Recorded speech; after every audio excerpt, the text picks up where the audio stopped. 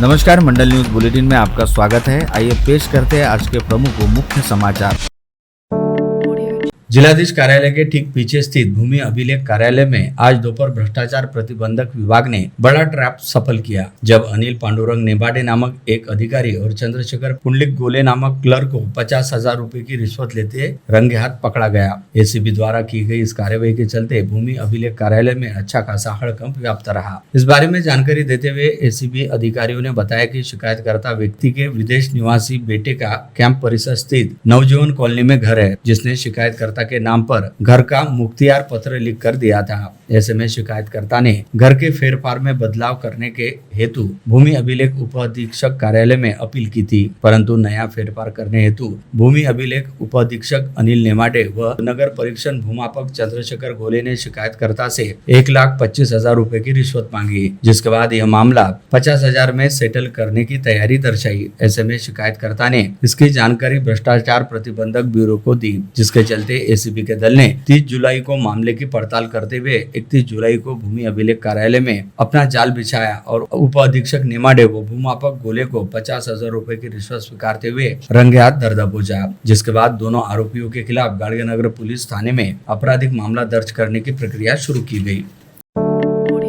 अमरावती मनपा क्षेत्र अंतर्गत डंपिंग ग्राउंड को लेकर हो रही लेट लतीफी व लापरवाही के संदर्भ में दायर जनहित याचिका पर आज 31 जुलाई को सुप्रीम कोर्ट में सुनवाई हुई। इस सुनवाई के दौरान न्यायमूर्ति पीएस नरसिम्हा व न्यायमूर्ति अतुल्य चंदूरकर की 2 सदस्यीय खंडपीठ ने इस महत्वपूर्ण पर्यावरणीय मुद्दे पर गंभीर टिप्पणियां करते हुए अमरावती मनपा को जमकर आड़े हाथ लिया। साथ ही हरित लवाद द्वारा ऐसी बदतर स्थिति के लिए लगाए गए 47,000 करोड़ रुपए के जुर्माने को बेहद कम बताया। साथ ही इस 2 सदस्यीय खंडपीठ ने यह सुझाव भी दिया कि इस जनहित याचिका में अदालत की सहायता के लिए न्याय मित्र यानी एमिकस क्यूरी की नियुक्ति की जानी चाहिए। इसके साथ ही अदालत ने इस मामले की अगली सुनवाई के लिए 26 अगस्त 2025 की तारीख तय की। ऐसे में अब सभी की निगाहें इस मामले की अगली सुनवाई की ओर लगी हुई है। बचत गट की महिलाओं को आर्थिक रूप से सक्षम बनाने के वास्ते उन्हें शहरी मार्केट उपलब्ध करवाने हेतु उम्मीद मॉल साकार किए जा रहे हैं। अमरावती जिला परिषद द्वारा शासन को भेजा गया 1.5 करोड़ का प्रस्ताव स्वीकृत हो गया। राज्य कैबिनेट ने 2 दिन पहले उसे मंजूरी दे दी है। मॉल में किसान उत्पादक कंपनियों को भी जगह दी जाएगी। 300 से अधिक उत्पादक एक ही स्थान पर मिलेंगे। कैंप रोड पर गर्ल्स हाई स्कूल चौक पर जिला परिषद उर्दू शाला के सामने 5,000 वर्ग फीट में यह मॉल साकार होगा। मॉल में निचली मंजिल पर बिक्री केंद्र और ऊपरी भागों में प्रशिक्षण और कार्यशाला हेतु आधुनिक सभागार रहेगा। लगभग 300 महिला बचत गट उम्मीद योजना अंतर्गत कार्यरत होने से उनके उत्पाद मॉल के जरिए सीधे ग्राहकों तक पहुंचेंगे। देहाती भागों की महिलाओं को आर्थिक रूप से सक्षम बनाने का लक्ष्य है। उनकी हस्तकला, हस्त निर्मित वस्तु, घरेलू सौंदर्य प्रसाधन, खाद्य पदार्थों को अमरावती शहर में मार्केट मिल जाएगा। शहर में मेलघाट, हॉट और वैदर्भीय स्मार्ट ऐसे 2 मॉल कार्यरत है। अब उम्मीद मॉल साकार होने से ग्रामीण अर्थव्यवस्था के विकास में सहयोग मिलेगा। जिला ग्रामीण विकास विभाग के माध्यम उपक्रम कार्यान्वित होगा। जिला प्रशासन ने आशा व्यक्त की कि यह मॉल केवल बिक्री केंद्र न रहते हुए महिलाओं के लिए आर्थिक और उद्योजकीय विकास का केंद्र बिंदु रहेगा। अमरावती सहित विदर्भ क्षेत्र के नागपुर, वर्धा, गोंदिया, गढ़चिरौली व चंद्रपुर जिले के लिए आज मौसम विभाग द्वारा बारिश का येलो अलर्ट जारी किया गया है। मौसम विभाग द्वारा दी गई जानकारी के मुताबिक इन सभी क्षेत्रों में बिजली की तेज गड़गड़ाहट के साथ झमाझम बारिश होने की संभावना है, जिसके साथ ही मुंबई व कोंकण क्षेत्र में भी मध्यम स्वरूप की बारिश होने का अनुमान जताया गया। पश्चिम विदर्भ के अधिकांश भागों में सप्ताह भर से हो रही बरसात के कारण सभी बांध और जलाशयों में भरपूर पानी संग्रह हो गया है। जानकारों का कहना है कि पेयजल की चिंता दूर हो गई है। इतना पानी प्रमुख प्रकल्पों में आ गया है। अपर वर्धा बांध अमरावती संभाग का प्रमुख प्रकल्प है, जो 97% भर गया है। उसके कैचमेंट एरिया में यदि बरसात जारी रहती है तो अगले सप्ताह बांध का पानी छोड़ा जाना पड़ेगा। संभाग के 9 बड़े प्रकल्पों में हाल की बारिश के बाद 670 दलगमी यानी 48% से अधिक जल संग्रह हो गया है। पिछले वर्ष की तुलना में यह करीब 8% अधिक होने की जानकारी भी जल संपदा विभाग ने दी है। संभाग के 27 मध्यम प्रकल्पों में 62% से अधिक पानी हो गया है, जो 480 दलगमी से अधिक है। सप्ताह भर में ही जल संग्रह करीब 6% बढ़ा है। भाजपा की स्टार प्रचारक नेत्री व जिले की पूर्व सांसद नवनीत राणा हमेशा ही सोशल मीडिया का जबरदस्त इस्तेमाल करती है और इस बार उन्हें फिल्म अभिनेत्री श्रीदेवी की आइकॉनिक फिल्म गीत किसी के हाथ ना आएगी ये लड़की पर जबरदस्त डांस करते हुए सोशल मीडिया पर जबरदस्त सनसनी मचा दी है। पूर्व सांसद नवनीत राणा के चुलबुले डांस वाला वीडियो इस बार सोशल मीडिया पर जमकर वायरल हो रहा है, जिसे बार बार शेयर किया जाने के साथ ही इस वीडियो को हजारों लाइक भी मिल रहे हैं। आदिवासी बहुल मेलघाट क्षेत्र की चिकलदरा तहसील अंतर्गत नागपुर स्थित निवासी आदिवासी आश्रमशाला में पानी की टंकी ढह जाने के चलते उसके मलबे की चपेट में आकर मृत हुई छात्रा के शव को पोस्टमार्टम के बाद उसके अभिभावकों ने धारनी ले जाने का प्रयास किया तो परतवाड़ा धारनी मार्ग पर घटांग के निकट पुलिस ने उसका रास्ता रोका, जिसके चलते इस पहाड़ी रास्ते पर अच्छे खासे हंगामे वाली स्थिति रही। इस समय घटांग कुकरू खामला फाटे पर पुलिस का जबरदस्त बंदोबस्त तैनात था। जानकारी के मुताबिक आदिवासी आश्रमशाला में घटित हादसे में मृत हुई छात्रा के शव को धारनी ले जाने के बजाय सीधे गंगाखेड़ गांव ले जाने का निर्देश पुलिस द्वारा दिया गया और पुलिस ने धारनी मार्ग को बंद कर दिया था। इस समय मृत बच्ची के अभिभावकों की आग्रही भूमिका को देखते हुए क्षेत्र के पूर्व विधायक राजकुमार पटेल व युवा नेता रोहित पटेल उनकी सहायता के लिए आगे आए, जिन्हें देखकर मृतक बच्ची के अभिभावकों को थोड़ी हिम्मत मिली और उन्होंने चादर में लिपटे बच्ची के शव को नीचे जमीन पर रखकर सड़क पर ही ठिया आंदोलन करना शुरू कर दिया, जिसके चलते करीब 1 घंटे तक इस सड़क पर यातायात ठप रहा। चिकलदरा तहसील अंतर्गत नागापुर की वसंतराव नाइक आश्रमशाला में मंगलवार शाम आदिवासी छात्रा की मौत से भड़के पूर्व विधायक और प्रहार नेता राजकुमार पटेल तथा उनके पुत्र रोहित पटेल के विरुद्ध चिकलदरा थाने में केस दर्ज की गई, जिसके बाद उन्हें डिटेन कर दोनों पिता पुत्रों को चिकलदरा थाने में ले जाया गया, जिसके बाद आज शाम तक पूर्व विधायक राजकुमार पटेल के पुत्र रोहित पटेल को कोर्ट में पेश किया गया। वहीं पूर्व विधायक राजकुमार पटेल की तबीयत बिगड़ जाने के चलते उन्हें अस्पताल में भर्ती किया गया। पूर्व विधायक यशोमती ठाकुर और कांग्रेस जिला अध्यक्ष बबलू देशमुख ने चिकलदरा थाना पहुंचकर पूर्व विधायक राजकुमार पटेल से भेंट की। पटेल के पुत्र रोहित सहित पुलिस ने रास्ता रोको आंदोलन करते डिटेन किया था। पटेल आश्रमशाला की घटना के विरोध में आंदोलन कर रहे थे। चिकलदरा तहसील अंतर्गत नागापुर स्थित वसंतराव नाइक अनुदानित आश्रमशाला में पानी की टंकी ढह जाने के चलते एक छात्रा की मौत हो जाने व 3 छात्राओं के घायल हो जाने के मामले में शाला के प्रभारी मुख्याध्यापक व छात्रावास की अधीक्षिका को गत रोज निलंबित कर दिया गया। बता दें कि विगत मंगलवार को घटित इस हादसे में 14 वर्षीय छात्रा सुरमती सोमा जामुनकर इसकी मौत हो गई थी। वही कक्षा 9वीं की छात्रा अनिशा भूरिया सेलूरकर व राधिका हीरा जामुनकर एवं कक्षा 8वीं की छात्रा रानी मुंगसा दांडे नामक 3 छात्राएं बुरी तरह से घायल हुई थी, जिन्हें इलाज के लिए परतवाड़ा के निजी अस्पताल में भर्ती कराया गया था। इस घटना की गंभीरता को देखते हुए धारनी स्थित एकात्मिक आदिवासी विकास प्रकल्प कार्यालय के अधिकारियों ने तुरंत ही अनुदानित आश्रमशाला का दौरा करने के साथ ही अचलपुर के उपजिला अस्पताल को भेंट दी, जहाँ पर इन अधिकारियों को मृतक छात्रा के परिजनों के रोष व संताप का सामना करना पड़ा। इस समय मृतक छात्रा के परिजनों ने इस हादसे के लिए जिम्मेदार रहने वाले लोगों पर सदोष मनुष्यवध का अपराध दर्ज करने की मांग की।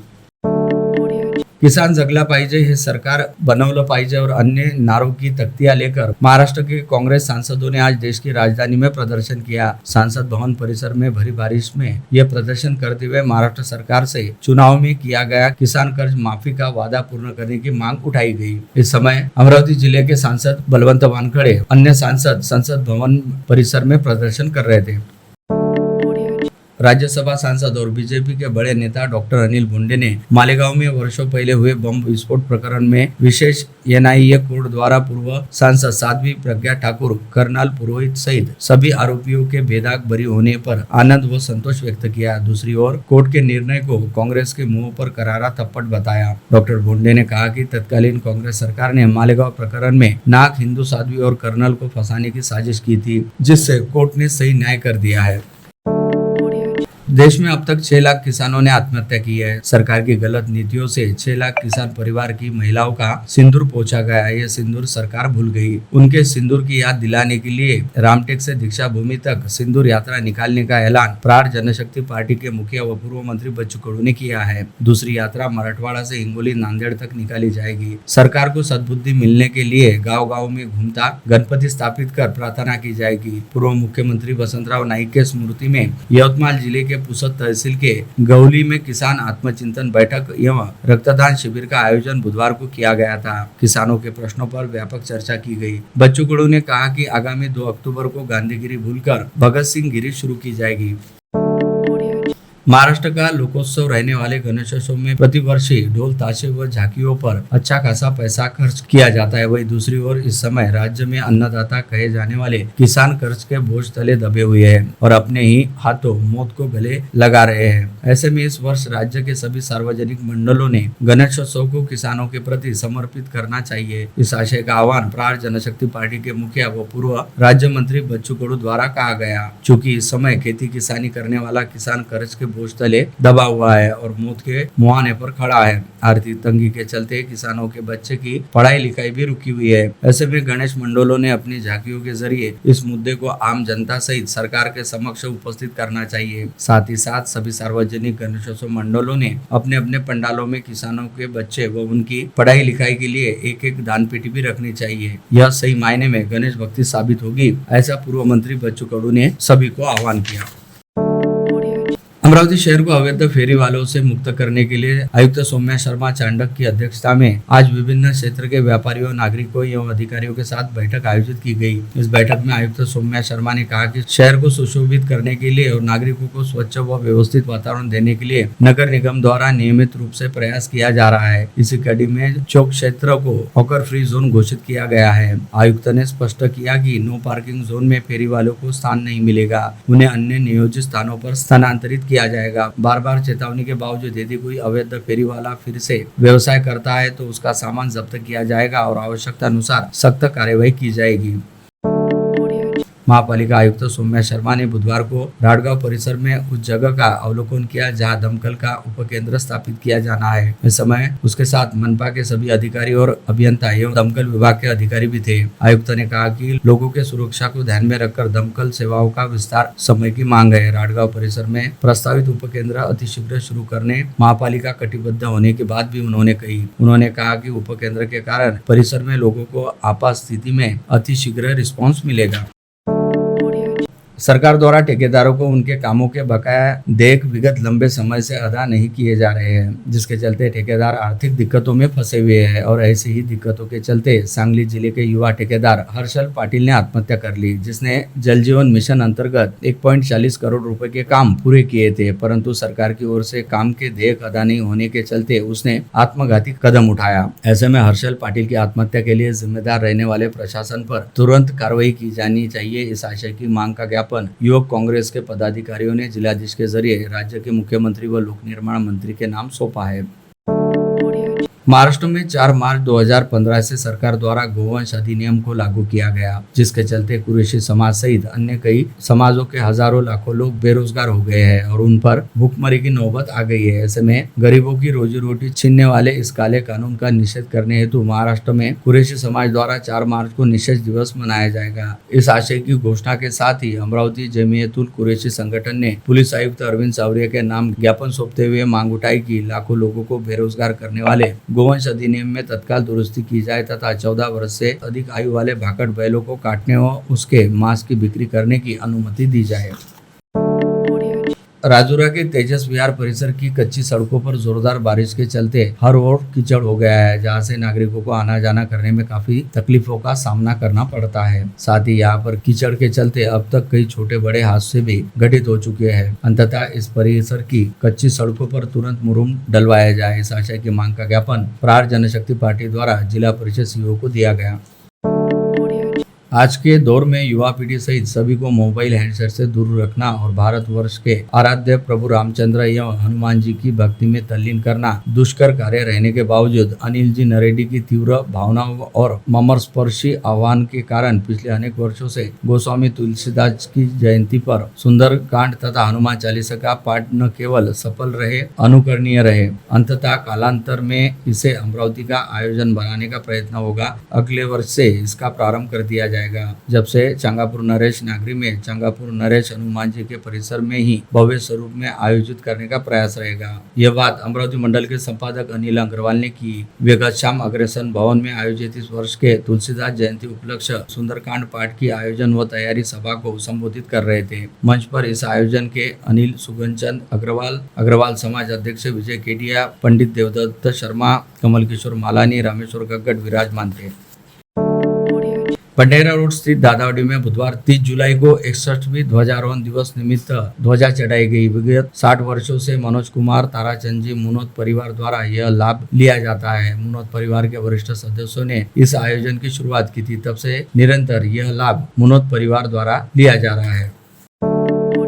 अमरावती शहर पुलिस आयुक्तालय की सेवा में रहने वाले पुलिस उप निरीक्षक नीलकंठ श्रीराव श्रेणी, PSI आरिफ हुसैन, मुश्ताक हुसैन, ASI राजेश डोके, ASI राजेंद्र करमनरकर व ASI अविनाश कोकाटे आज 31 जुलाई को नियत आयुमानानुसार सेवानिवृत्त हुई है, जिसके चलते पुलिस आयुक्त कार्यालय के मीटिंग हॉल में इन 5 पुलिस अधिकारियों व कर्मचारियों को शहर पुलिस आयुक्तालय द्वारा समारोह पूर्वक भावभीनी विदाई दी गई। इस अवसर पर पुलिस आयुक्त अरविंद सावरिया के हाथों सेवानिवृत्त पुलिस कर्मचारियों को पुलिस महासंचालक का शुभकामना पत्र प्रदान करने के साथ ही स्मृति चिन्ह, शाल श्रीफल व सेवानिवृत्ति प्रमाण पत्र प्रदान किया गया। साथ ही उनकी पत्नियों को साड़ी व पौधा देकर सम्मानित किया गया।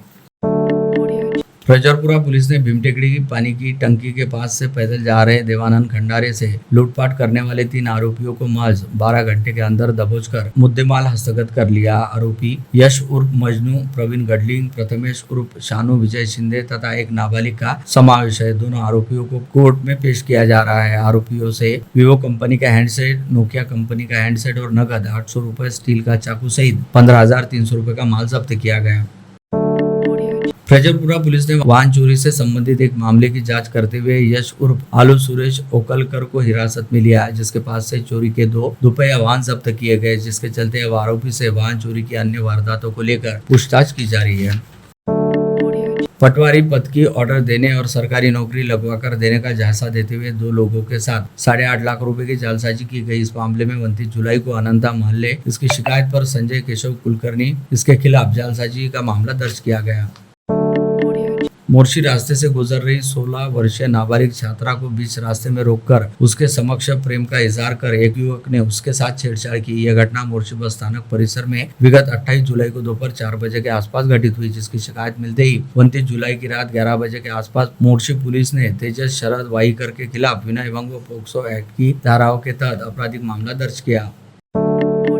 मुर्तिजापुर अकोला राजमार्ग पर स्थित राजीव गांधी नगर में देर रात अज्ञात उपद्रवियों ने 3 दुपहिया वाहनों को आग के हवाले कर दिया है। इस चौंकाने वाली घटना से पूरे इलाके में दहशत का माहौल है। यह वारदात अकोला शहर के सिविल लाइन पुलिस स्टेशन की सीमा के तहत हुई।